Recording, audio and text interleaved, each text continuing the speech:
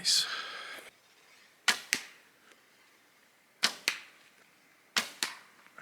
So over my shoulder, I have a big chunk of ballistics gel. Formed it into an 8-inch block, and I'm going to shoot some stone arrow points at it. I know you're probably thinking, hey, Donnie, ballistics gel, gelatin is not the best medium for an animal. I get it. I put plenty of arrows in plenty of animals. I know this is not replicating what an animal has. We don't have fur, we don't have skin, we don't have ligaments, tendon, fascia, meat, muscle. We don't have any of it. This is just a big hunk of stuff. I want to see how these stone projectile points create a nice large wound cavity, leading to a quicker bleed out by testing it on some ballistics gel. Let's take a look at some arrow points. All of these right here, and this little funky guy, are what we're going to be testing today, but not necessarily if the stone point breaks, if the hafting breaks. I'm really focusing more on the wound cavity as well as some of that penetration. So I spent 3 days making this ballistic gel, complete nightmare. I am not a guy who makes ballistic gel in any sort of cool way or anything. I actually used a pot I boil my skulls in,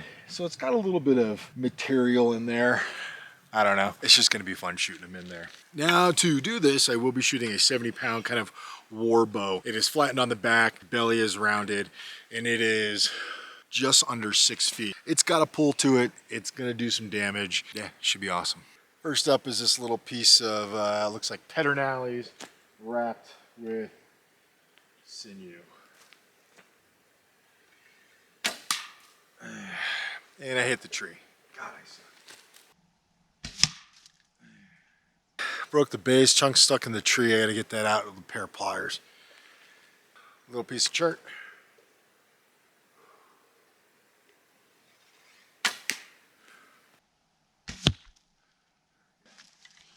Pretty far.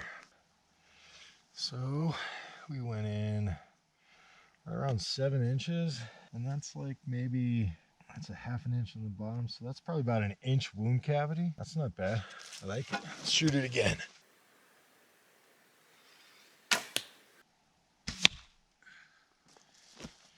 Oh, that went through the back. That's pretty cool. Check that out. Yeah. Right there. All the way through.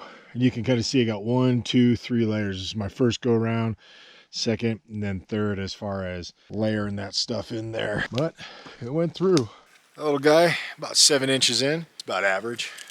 So I've kind of constructed a pretty simple ruler, just little inch hash marks on there. This will give me a little estimation on depth and width, the whole kit and caboodle. Go again, let's go again. All right. Nice. Yeah, that went clean through. Another all the way. Right on through. Sharp, little rugged piece of agate.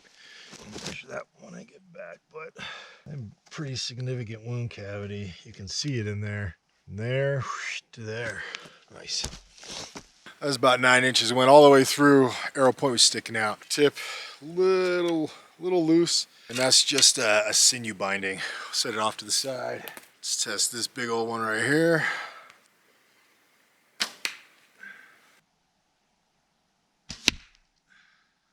Yeah, came right through again. There's maybe just the tip is sticking out. That's a huge wound cavity. That thing, nice and wide, super sharp, cut through, no issues. We are at, that one went all the way through, 10 inches.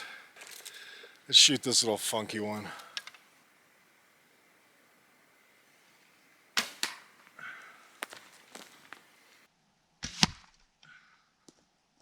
Oh wow, that went through. Oh man, look at this. I mean, I caught the edge. That's what it looks like. Look at that, right? But if you look at this, that's that whole cut area. It just sliced right through. That is gnarly. That guy right there. Man, that's a big cut one. A little piece of Georgetown.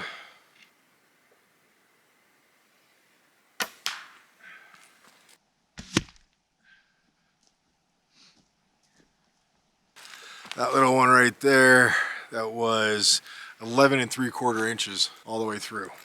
Little red jasper.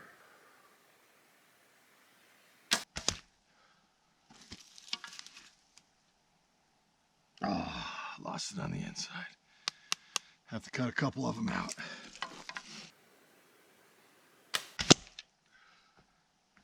Nice.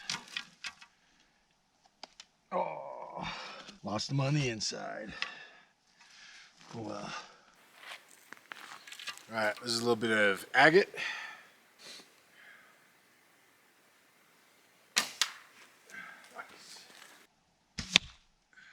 Right through the back. A little piece of agate, just a real small point. That went, so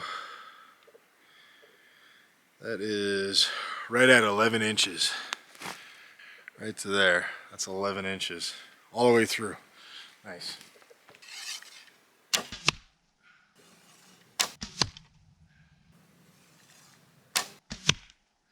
don't think there's an issue. These are just going through every time.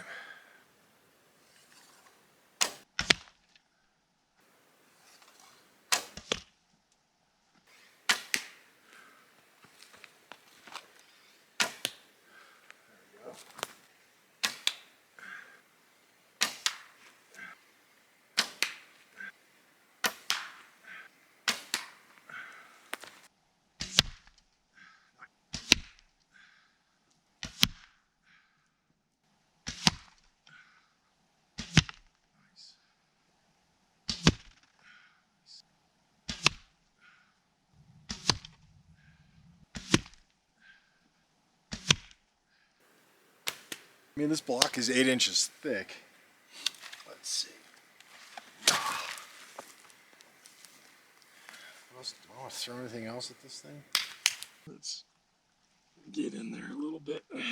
Oh, there's one.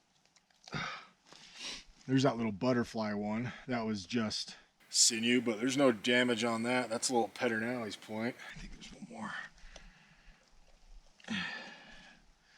Little red jasper one. That tip broke. I don't know if maybe if it hit a piece of something in there, but I mean that's just a Swayze, aka a point break. That's pretty darn good. Out of all those arrows, one tip break, and I've got one, where'd it go? Embedded in the tree. I'll get that one out.